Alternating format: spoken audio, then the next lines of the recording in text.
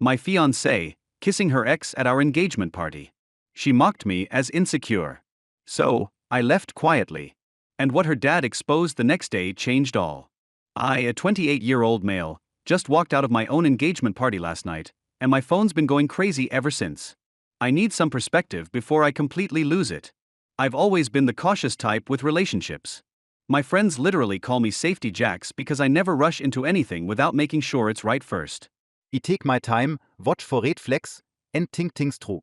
That's just how I've always been. But that all changed when I met Zelina 2 years ago.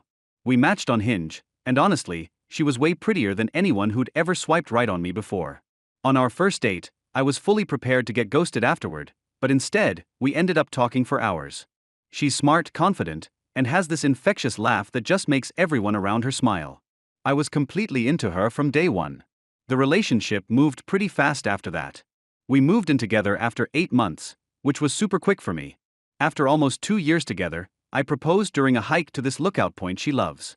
She cried, said yes, and some random hikers even took pictures for us. I thought everything was perfect. Here is where things start getting complicated. Zelina's family has money. Not crazy rich, but definitely the type who belong to country clubs and take European vacations every year. Her dad, Atticus, owns this financial advisory firm that manages retirement funds for businesses around our state. He's definitely successful and never misses a chance to remind me that I'm not. Iran Mai own solar panel installation business. I started it 3 years ago after working for someone else and learning the trade. Now I have 4 employees in steady business. I'm actually really proud of what I've built, but Atticus always acts like I'm just playing pretend at being a businessman. How's the roof climbing business? He asks every time I see him, like he can't remember what I actually do. Zelina always told me to ignore him, saying she doesn't care about status or whatever. I believed her. So, our engagement party was last month at their country club. It was nothing super fancy, about 70 people, an open bar, and a jazz band playing in the corner. Everything was going fine until I saw him walk in. Draven, Zelina's college ex, the guy she dated for like 4 years before we met. He's a tall dude with perfect hair who works at some investment firm and drives a car that probably costs more than everything I own combined. I almost choked on my drink. Why is your ex here? I asked Zelina when I found her talking to some cousins. She gave me this look like I was being ridiculous. His parents are friends with my parents. It would have been weird not to invite him. You didn't think to maybe mention this to me beforehand? Honestly, I didn't think it mattered. We broke up years ago. It's not a big deal, but the way she kept looking at him across the room definitely made it feel like a big deal to me. Every time I glanced over, she seemed to be checking where he was. I tried to tell myself I was just being paranoid. I did my best to act normal, talk to her family, thank people for coming, and tried to ignore how Atticus introduced me to his golf buddies as Zelina's fiancée, who does solar things. Real subtle, dude. About an hour into the party, I noticed that I hadn't seen Zelina for a while. At first, I figured she was in the bathroom or talking to relatives. But after like 20 minutes, I started looking for her. I checked the main room, the patio, and even asked one of her friends if she'd seen her. Nothing. There was this hallway that led to some smaller rooms in the coat check area. I hadn't checked there yet, so I headed that way, just wanting to find my fiancée so we could take some pictures together or whatever. That's when my whole world pretty much fell apart. I turned the corner and saw her standing with Draven in this little alcove by the coat room. They were standing super close. His hand was on her waist, and they were kissing. Not making out or anything, but definitely a real kiss between 2 people who knew what they were doing. They didn't see me at first. I just stood there like an idiot, feeling like someone had dumped ice water all over me. I couldn't even move or say anything. My brain just wouldn't process what I was seeing. Then Draven noticed me and stepped back, adjusting his tie like nothing had happened. He didn't even look embarrassed or surprised. Just gave me this weird half smile that made me want to punch him. Zelina turned around, and her reaction was what really got me. She looked annoyed. Not guilty, not embarrassed, just annoyed that I'd interrupted them. Jax, she said with this sigh, don't make this into a big thing. I finally found my voice. What's going on here? She rolled her eyes at me, actually rolled her eyes. It was just a quick goodbye kiss. We have history together. It's really not that serious. You are kissing your ex at our engagement party, I said, feeling like I needed to clarify the situation since she seemed to think this was normal. It was barely even a kiss, she replied, fixing her lipstick like we were talking about the weather. We dated for 4 years, Jax. Vi är still friends. Don't be so insecure about it. Draven put his hands in his pockets and had the nerve to add, yeah man. We're just talking about old times. No need to make it weird. I think that's when something in me just shut down. I felt weirdly calm, like I was watching this happen to someone else. I just nodded, turned around, and slowly walked away. Jax, Zelina called after me, don't you dare make a scene right now. But I didn't look at anyone. Just walked through the party, grabbed my jacket from the coat check, and headed straight to my car. By the time I got to the parking lot, my phone was already buzzing with texts. Zelena, where did you go? Zelina, answer your phone. Zelina, you're being completely immature. Zelina, my dad is asking where you went. Zelina, OMG, you're embarrassing me so much. I turned my phone off and just drove. I didn't know where I was going at first. I just needed to get away from there. Eventually, I ended up at my buddy Kai's place. He took one look at my face when he opened the door and knew something bad had happened. Bro, what's wrong? He asked, letting me in. I told him everything while we sat on his balcony. He just listened. Didn't try to give advice or tell me what to do. Just let me talk it out. What are you going to do? He finally asked when I finished. I have no idea, I said. But I can't marry her. Not after this. He nodded. You can crash here as long as you need. And there I was, sleeping on Kai's gaming couch that's definitely not meant for someone my height, trying to figure out what to do next. The next morning, I woke up to a flood of notifications. My phone was going crazy with missed calls, text messages, and voicemails from Zelina and her dad. Watching Zelina's texts evolve through the night was like seeing all 5 stages of grief happen in real time, ranging between, how could I embarrass her like this? Her dad was furious. I was being immature. Then the denial and bargaining started rolling in. The kiss wasn't what he tooked. Draven meant nothing to her. I was overreacting. But the voicemails from Atticus were something else. He was basically threatening me. You better get back here and apologize to my daughter for embarrassing her like this. We have guests from out of town who came specifically for this party. This is completely unacceptable behavior. Then him trying to sound reasonable, but still being condescending. Jax, I understand you might be upset, but this is not how adults handle their problems. Call me back so we can discuss this situation like men. I didn't respond to any of it. Just turned my phone off again and tried to figure out what to do next. Kai had to go to work, so I was alone in his apartment most of the day. That's when I really started thinking clearly about everything, not just what happened at the party, but our whole relationship. Like Zelina and I had been together for 2 years. And in that time, she'd always made these little comments about my business. Stuff like, once you get some bigger clients, or when you can afford to hire more people, always making it seem like what I had built wasn't good enough yet. And whenever we were around her rich friends, she'd introduce me as Jax. He owns his own business, but never actually explained what I did, like she was embarrassed by it. I started realizing there were a bunch of red flags I'd been ignoring because I was so into her. The way she'd always take her dad's side when he made those snide comments about my work, how she'd joke about upgrading my wardrobe. The time she'd mentioned her ex Draven and then quickly changed the subject like there was more to the story. Around 3 p.m., I decided I needed to go back to our apartment and get my stuff while she was still at work. I texted my employee Marcus to ask if he could help me move some things. And he showed up with his truck within an hour, real one. We went to the apartment, and I packed up everything I couldn't live without, just the essentials that would fit in Marcus' truck and my car. It took about 2 hours total.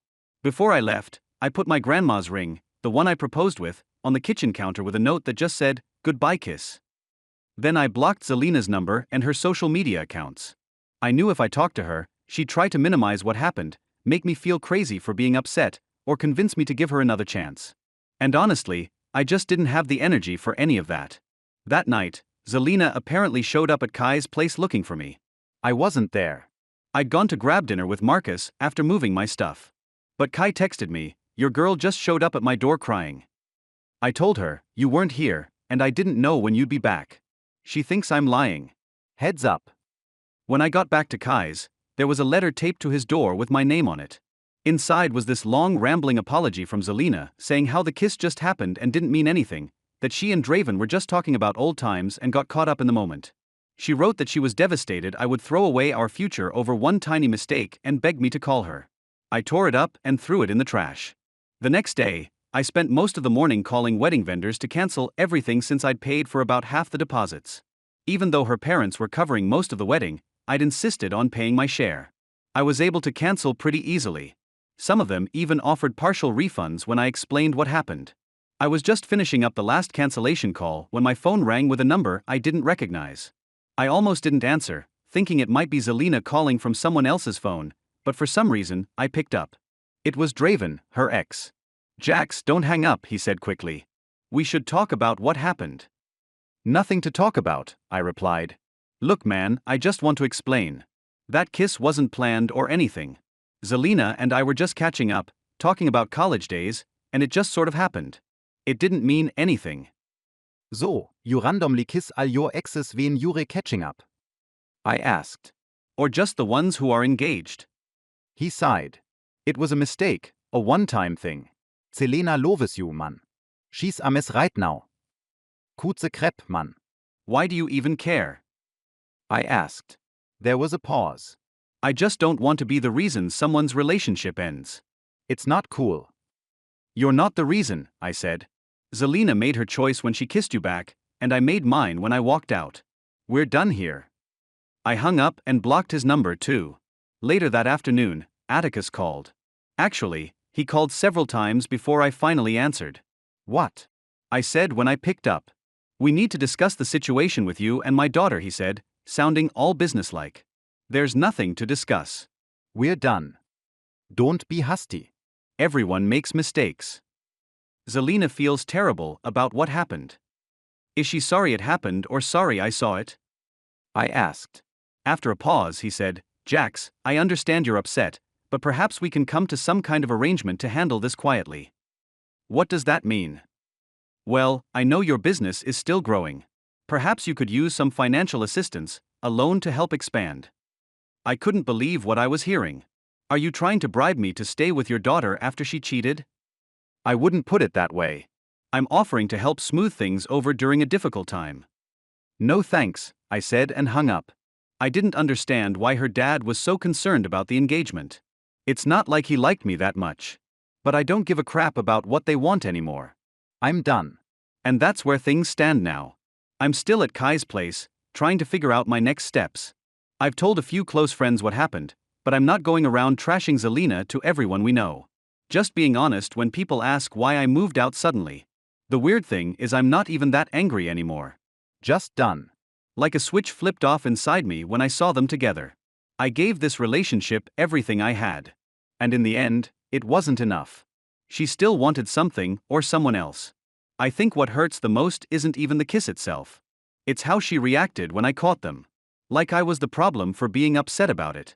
No real guilt, no immediate apology, just annoyance that I was making a big thing out of catching my fiancée kissing her ex at our engagement party. For now, I'm just trying to figure out what to do next. I've got a lead on an apartment that I can move into next week. Just trying to take things one day at a time. But I just want to know, do you guys think I'm exaggerating here? Hey guys, it's been a week since the engagement party disaster, and lots has happened. First off, I found an apartment and signed a 6-month lease. It's nothing fancy, just a 1-bedroom in a decent area, but it's all mine, and Zelina doesn't know where it is. I moved in 3 days ago with the stuff I'd grabbed from our old place. I'll need to buy some furniture eventually, but for now I've got a mattress on the floor, my TV set up on a plastic storage bin, and my laptop. Living the bachelor dream, am I right? I thought moving to a new place would give me some space to think, but Zelina had other ideas. Since she couldn't reach me by phone, still blocked, she decided to show up at my work site on Monday. I run a solar panel installation business, and we were setting up a system at this nice house in the suburbs when her blue Audi pulled up. I was on the roof with 2 of my employees when Marcus, who was on the ground, called up to me. Boss, there's someone here to see you. Looks like your fiancée." "Ex-fiancée," I corrected him and climbed down to see what she wanted. Zelina was standing there in heels and an expensive-looking dress, completely out of place among our work trucks and equipment. The customer had come outside to see what was going on, which made the whole thing even more awkward. "We need to talk," Zelina said, not even bothering to lower her voice. "I'm working," I replied, gesturing to the very obvious job site around us. "You've been ignoring all my calls and texts," she said. "You moved out without even talking to me. You're acting ridiculous." I looked at her calmly. I'm acting like someone who caught his fiancée kissing another man. What exactly did you expect? She glanced at the customer who was watching us with obvious interest, then lowered her voice slightly. That was nothing. Stupid mistake. One little kiss. You're throwing away our entire relationship over it. If it was nothing, why were you doing it? I asked, my voice level. Draven and I were just talking, and he leaned in. It just happened. It meant nothing. Same stupid excuses. I didn't say anything. There was nothing left to say.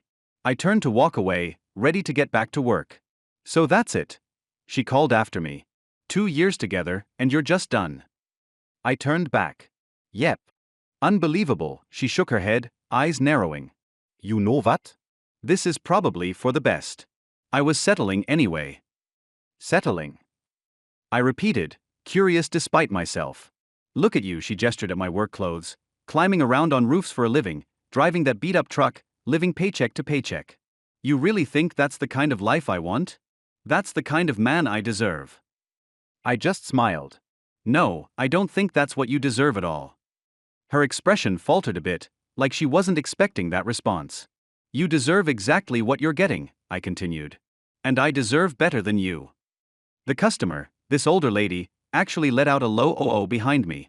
Selena's face flushed. You'll regret this. No one will ever love you like I did. That's what I'm counting on, I said with a slight nod. Then I turned my back on her and walked toward my crew. Back to work, guys. These panels aren't going to install themselves.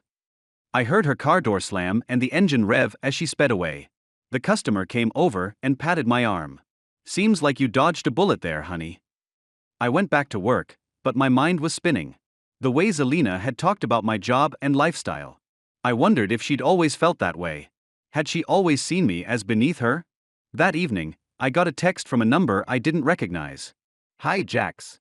This is NYX. We haven't met, but I think we need to talk. I'm Draven's girlfriend. Wait, what? Draven has a girlfriend? The same Draven who was kissing my fiancée at our engagement party. I was confused, but curious enough to text back and agree to meet her for coffee the next day. Nyx turned out to be this cool girl with purple hair who works as a graphic designer. She didn't waste any time getting to the point. Draven's been cheating on me with Zelina for months, she said, pulling out her phone. I found their messages last week. She showed me screenshot after screenshot of texts between Draven and Zelina, going back at least 4 months. Not just friendly texts, but making plans to meet up, talking about hotels they'd stayed at, and some explicit stuff I really didn't need to see. In one message from just 2 weeks before our engagement party, Zelina had written, Jax's business connections are perfect for helping me launch my interior design company. Once that's running, we'll figure us out.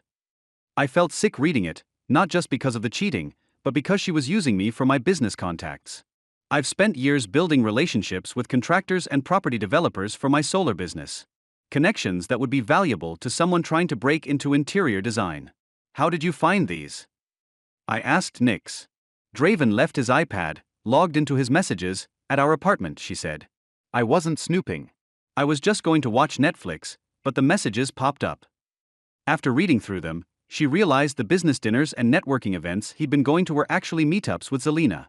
She showed me more evidence, hotel receipts, restaurant charges on shared credit card statements, even a reservation for the night before our engagement party. The kiss you saw wasn't some spontaneous thing, Nyx said. They'd been meeting up regularly. The night before your party, Draven told me he had a late client meeting, but he was actually with Zelina at the Westbrook Hotel downtown. Everything started making sense. All those nights Zelina had been working late, or having drinks with the girls, she'd been with Draven. The way she sometimes put her phone face down when I entered the room, how she'd get defensive if I asked about her day or who she'd been with. I'm sorry, Nyx said. I thought you should know. Don't be sorry, I told her. Thanks for showing me this. It confirms I made the right call walking away. Nyx nodded. I wish I'd known sooner. I wasted 3 years with Draven. 3 years, I said. So, he was with you the entire time I was with Zelina? Looks that way, she replied grimly. We compared notes and realized there were at least 15 to 20 times when Zelina and Draven had claimed to be somewhere else but were actually together. After I left coffee with Nyx, I got a call from Zelina's friend, Senna. We'd always gotten along well, and I was surprised to hear from her. I can't believe what she's saying about you, Senna said. She's telling everyone you were controlling and jealous and that she's glad you broke up. Is that right? I asked, not really surprised. It's total BS, and I know it, she said firmly. I can't listen to her lie anymore. That's why I'm calling. I suspected about her and Draven for a while. I should have said something. You knew. Not for sure, she said. But I saw them together at a restaurant about 2 months ago when Zelina had told me she was visiting her mom.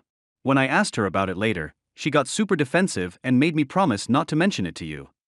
Interesting. So, even her friends knew something was going on. There's more, Senna continued. She's throwing this freedom party this weekend at that new club downtown.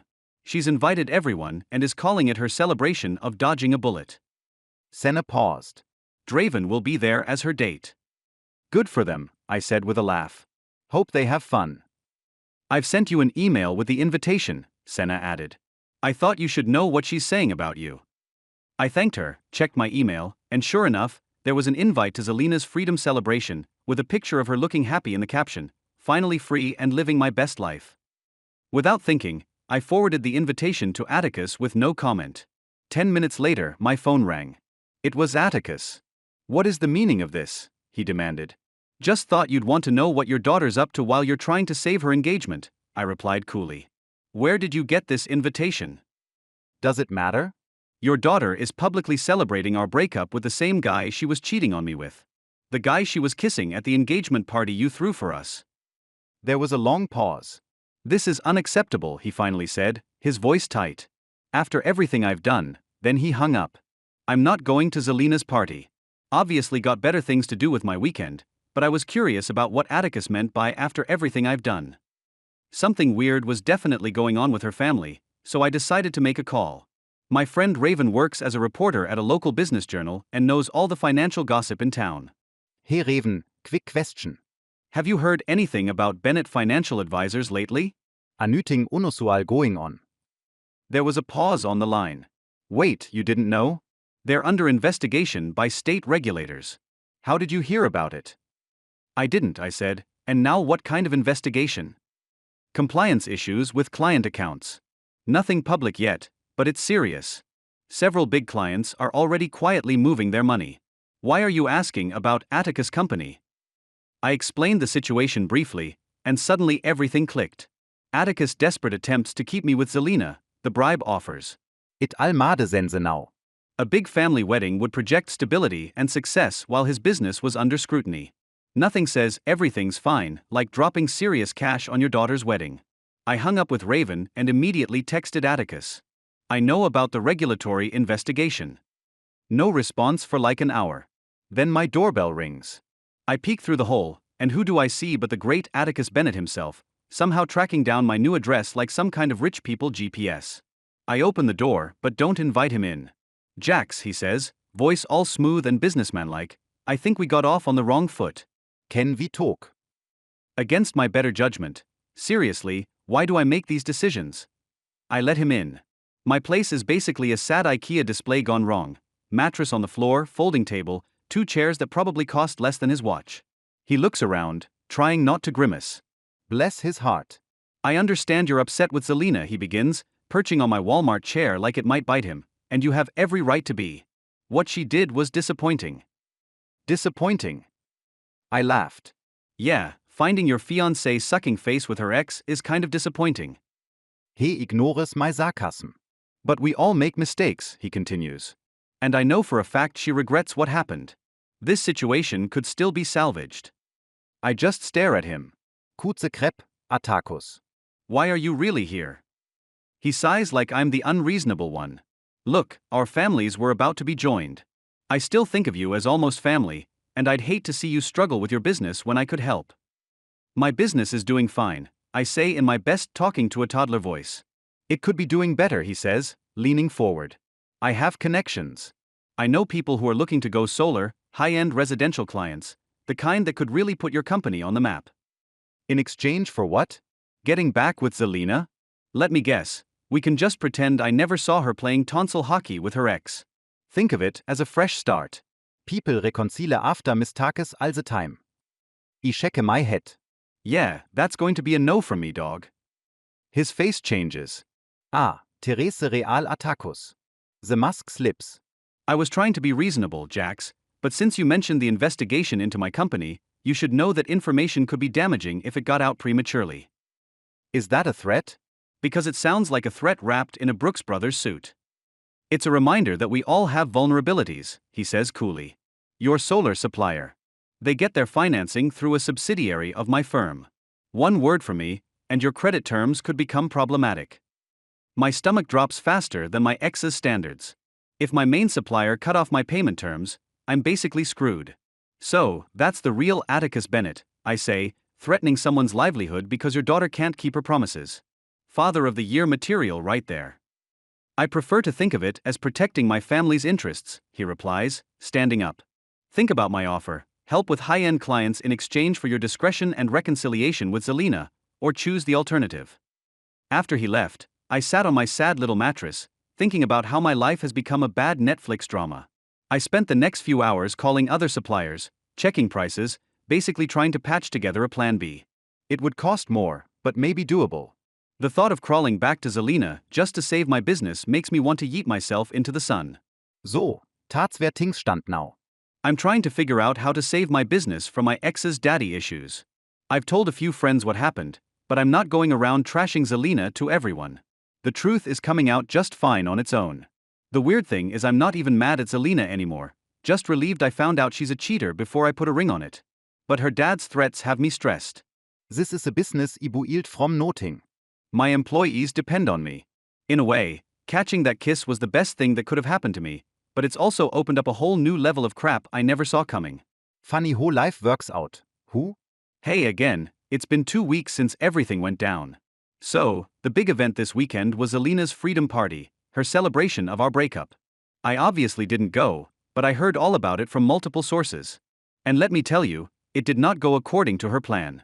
According to Senna, Zelina showed up with Draven as her date. She was telling everyone that I had been controlling and jealous and that she'd finally escaped our toxic relationship. About an hour into the party, guess who showed up? Attacus. He walked straight up to Zelina and Draven on the dance floor and started yelling at them in front of everyone. He called Draven a worthless parasite and Zelina an ungrateful child. Then told her that her credit cards had been cancelled, her allowance was cut off, and she had 2 weeks to move out of her apartment.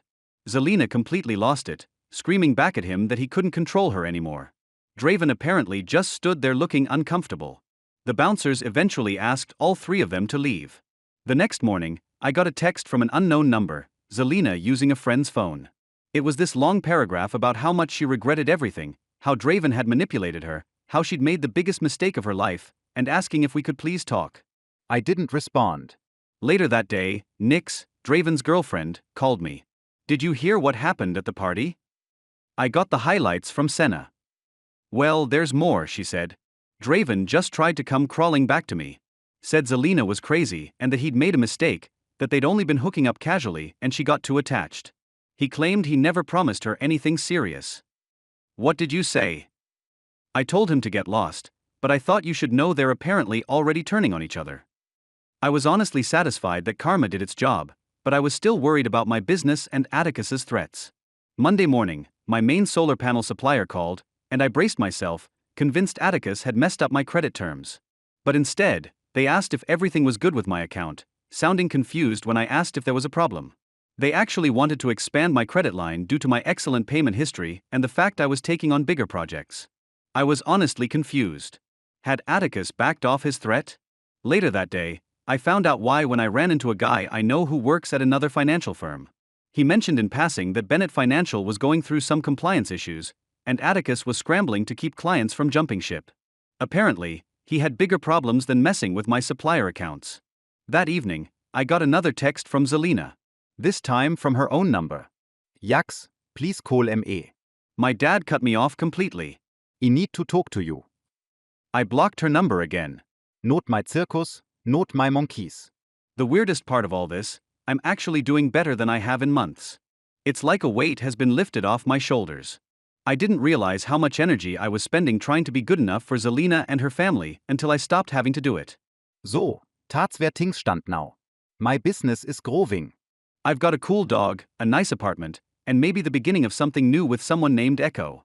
Not at all where I thought I'd be a month ago, but I'm actually happier than I've been in a long time. Sometimes life's biggest disappointments lead to unexpected opportunities. If Zelina hadn't cheated, I'd be planning a wedding right now to someone who didn't really love me, just what I could do for her. Instead, I'm free to build a life that's actually right for me.